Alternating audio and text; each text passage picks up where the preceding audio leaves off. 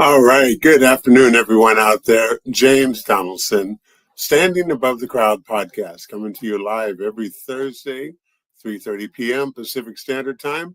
And please tune in or download it from YouTube anytime as well at James Donaldson, Standing Above the Crowd, Rainier Avenue Radio. Hey, today we have another great lineup of guests. This is a continuation of last week's show. Last week, we did a show on a tribute to Lenny Wilkens, a great individual, a great man, to all the guests today, all the guests last week, and to so many people around Seattle where I live and he lived, around the NBA world and basketball world, and anyone who ever came across this wonderful man was touched in a genuinely positive, wonderful, uplifting way. And that's Lenny Wilkens, Hall of Fame basketball coach, 3-time Hall of Fame basketball coach as a player, as a coach, and as an Olympic coach. So 3 times into the NBA Basketball Hall of Fame. And the guests we have today are folks who've interacted with him throughout the years, who've known him pretty well. One of them coached with him, an assistant coach for years and years down in Cleveland with the Cleveland Cavaliers. With the Atlanta Hawks. And so Dick Helm is here today. Let's go ahead and let our guest on in, and they can straighten out my facts and make sure we get on top of this. Who's popping in today? What we got going here today? I know we have guest Dick Helm, I mentioned already, as a former assistant NBA basketball coach with Lenny Wilkens. We have Craig Ehlo, one of the great players that Lenny had on those Cleveland Cavalier teams, for sure. And so many other things going on. We need a couple of our guests to turn their cameras on. Looks like Artis and Craig. Artis Gilmore is here, a great NBA all-time great Hall of Famer, one of the big guys back in the day that I battled with over and over throughout the years. And Art Thiel, formerly from the former Seattle PI.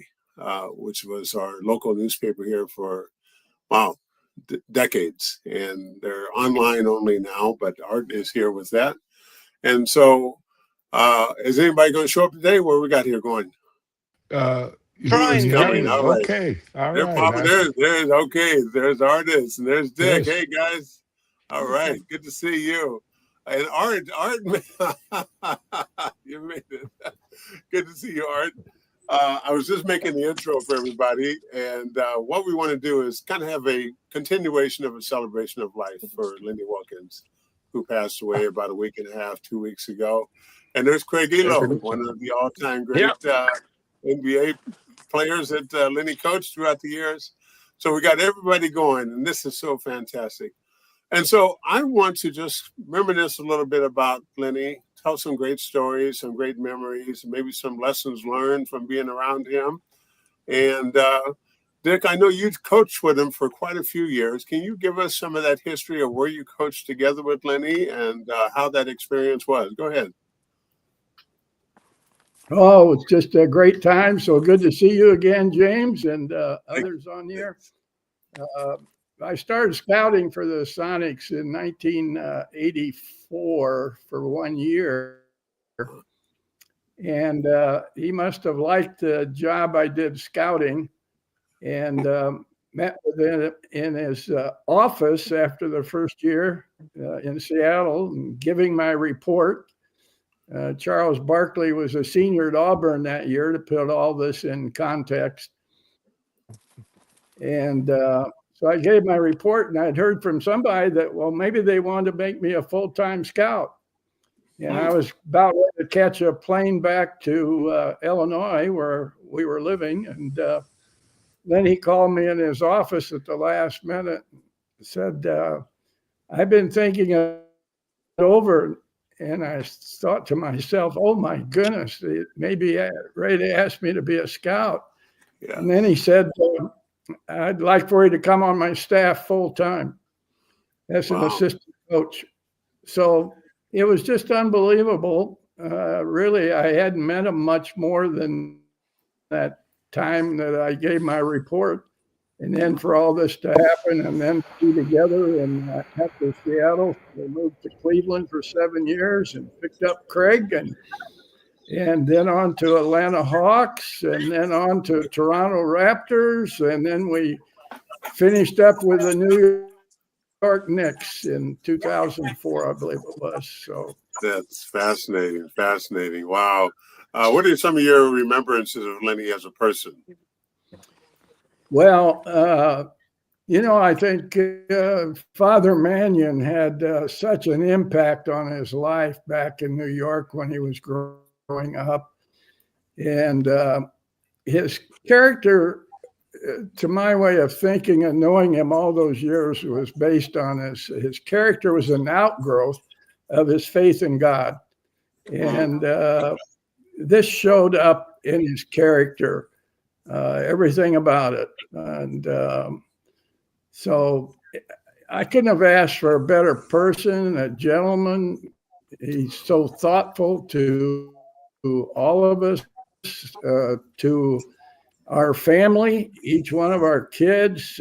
He would ask about them, and he really changed my life and the life of our whole family by hooking into as an assistant with him for all those years. And we remain good friends and on the phone ever since. Fantastic. Wow. Wow. Hey, let's go on to Craig Ehlo. Craig, it looks like you're out there wilding it a little bit. And before we lose your signal, yeah, give us some of your remembrance of Lenny Wilkens and some playing for him as a player, and has he been your coach? Yeah, the first time I actually saw Coach Wilkens was at Washington State University. He was, I checked into my dorm on Stevenson South, and he was checking his oldest daughter in to Stevenson North. And I tell you the truth, James, I didn't watch a lot of NBA growing up.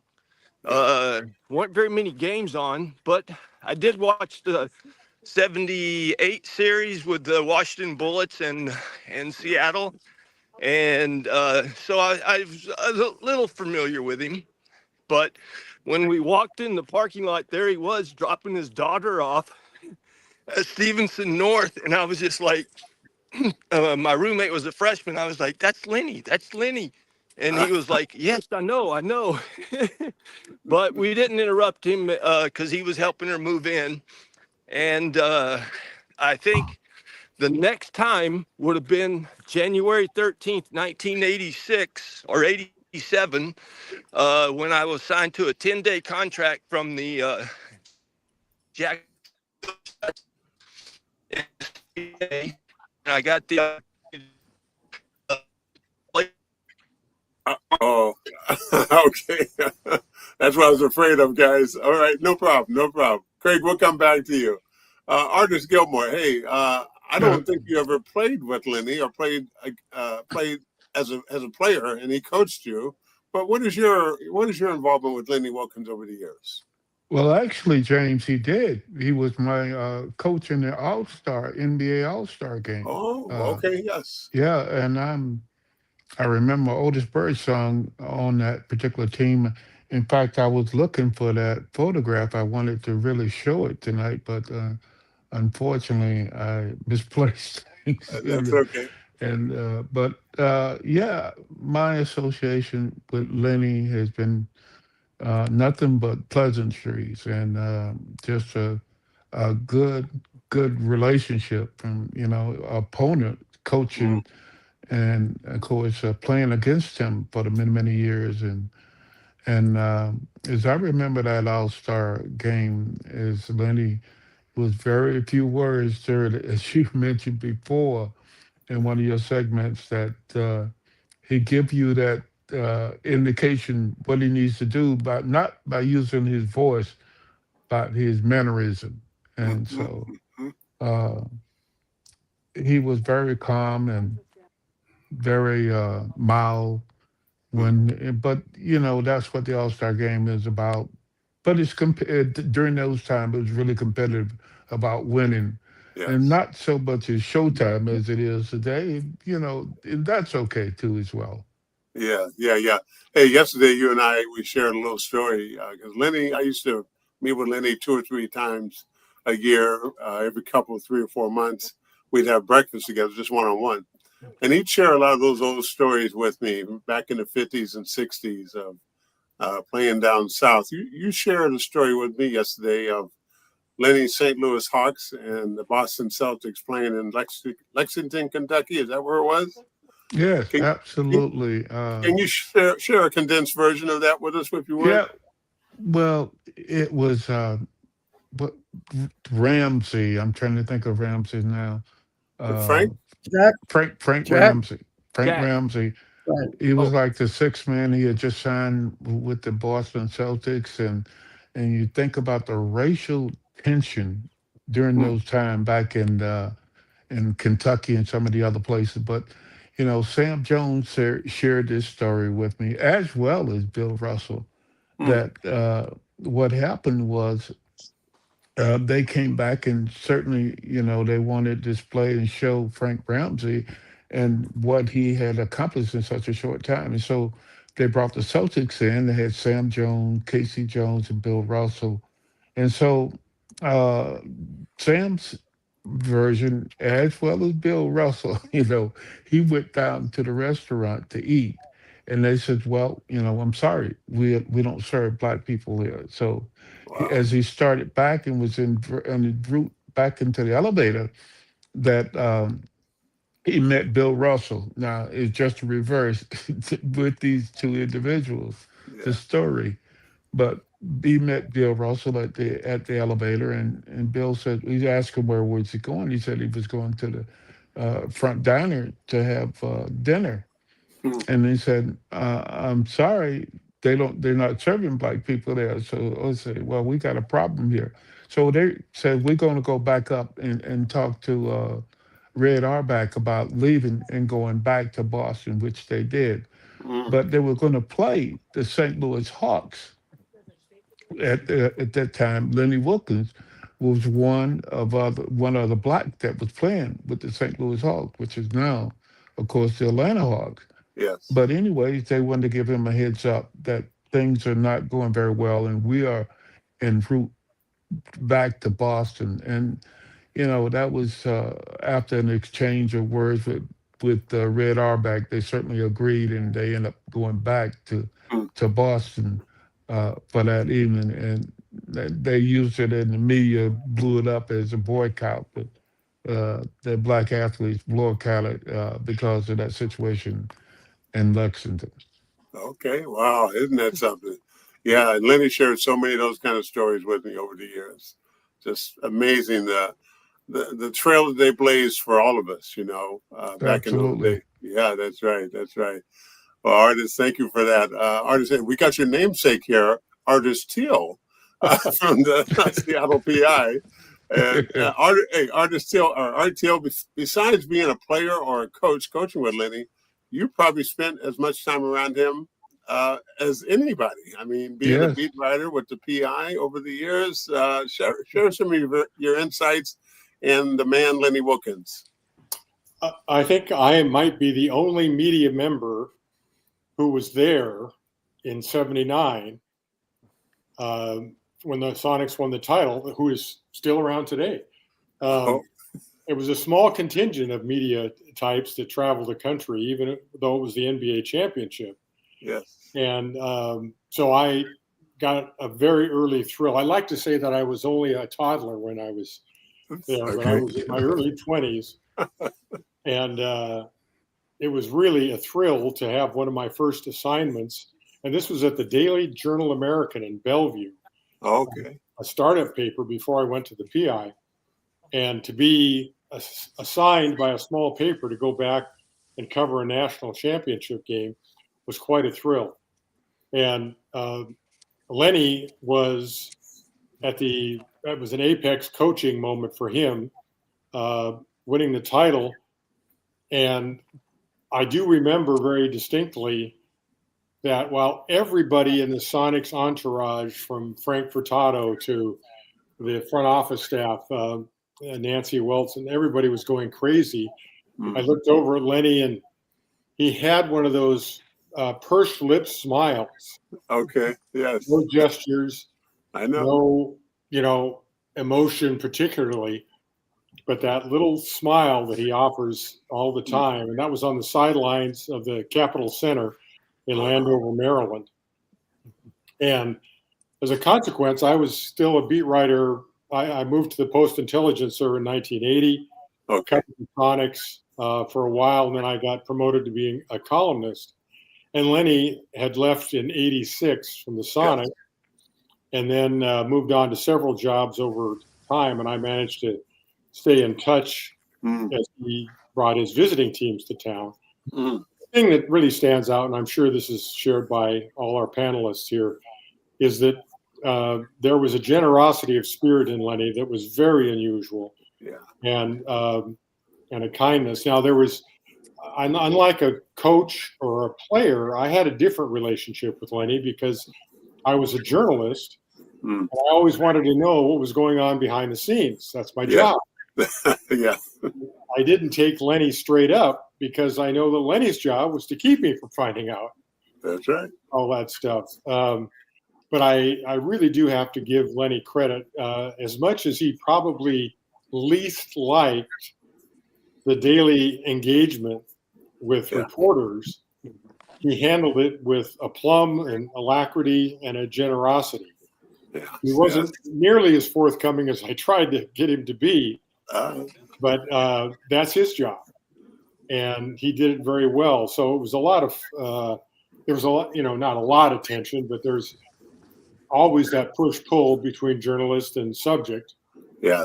And I think Lenny navigated that very, very well, and it served him, I think, very well to be as circumspect and cautious as he was, because as our mutual friend Jack Sikma said, Lenny did a great job of not making issues out of anything but playing ball.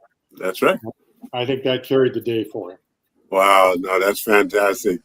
Craig, you're back in a place that you can talk. Okay. Yep, I'm at home. The dog is done, and so is Craig. So yeah, we're back home. Okay. So you were talking about the first time you joined on the Lenny's team, I guess, and meeting him at Washington State University. Yes. So that was just a brief counter at Washington State, and again, NBA wasn't on TV a lot at college, and then when I got drafted by the Rockets, I spent 3 years there. Going into training camp the fourth year, I got cut. My agent told me not to worry about it, that we just played in the NBA Finals and that someone's going to pick you up. And I waited all of November, nothing. Waited all of December, nothing. And then, like I said, finally, Mark Price, their rookie point guard that they drafted, went to the hospital with an appendectomy. And so they were kind of shorthanded at the guard position. And I didn't know this, but Coach Wilkens told me this afterwards. He said, yes, we were going through a list with Gary Fitzsimmons, our player personnel guy, and your name was on that list. And it jumped out at me and said, this is who I want. So on January 13th, I left Jacksonville in the CBA to go to Cleveland. And James, you know as well as I do, Cleveland was horrible, just horrible. The cadavers. There was nobody in the stands whatsoever, and it was way out in Richfield, way away from everything.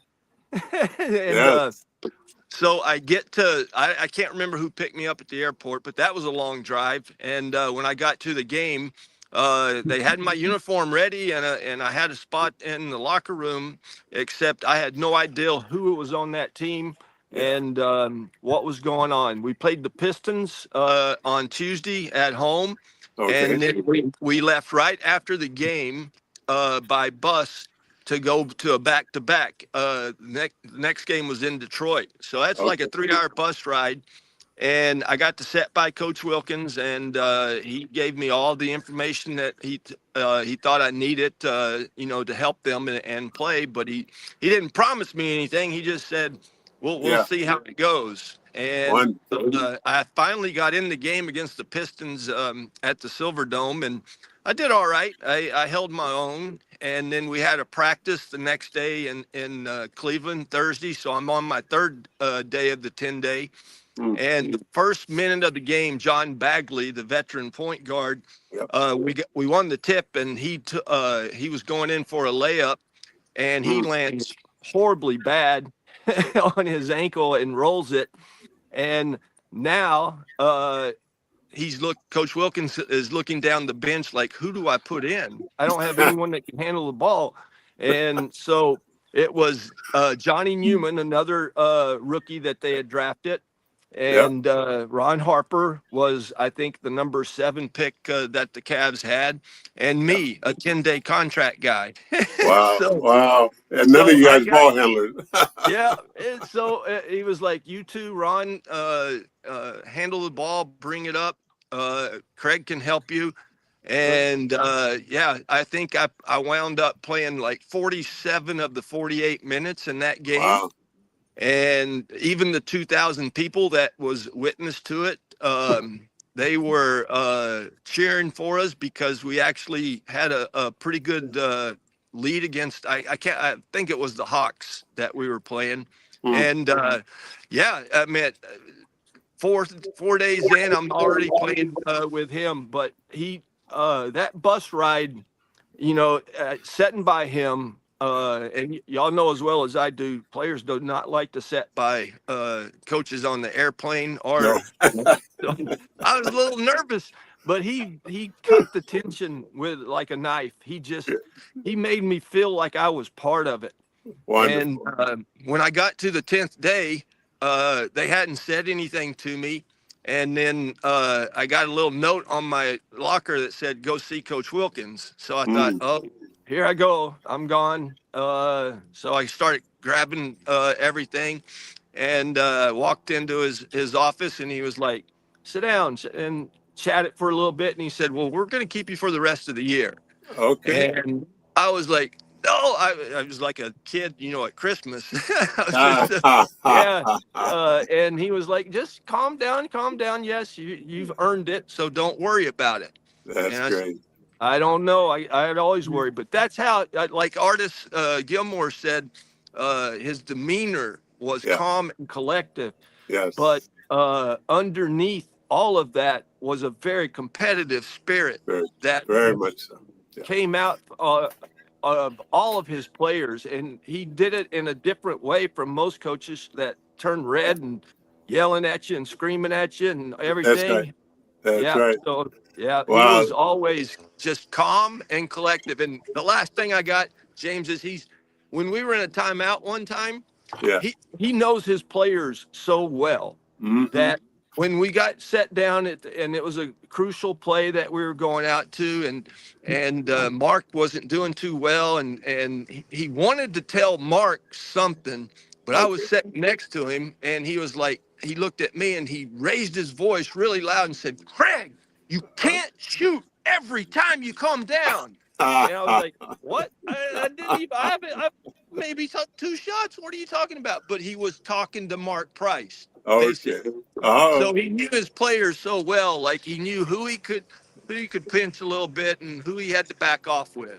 That's right. That's so true. Hey, we only got about 3 or 4 minutes left.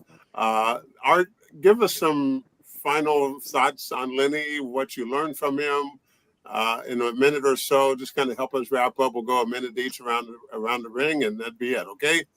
Your thoughts. Well, much like what Craig said, I found that Lenny managed to find a niche in coaching that emphasized a human relationship, but also a very reserved and enlightened way to deal with his players. There was no need for histrionics. There was no need for calling attention to his coaching style. That's right. It was easy to be a cartoon figure on the sidelines, and Lenny was never that. He's a very dignified man.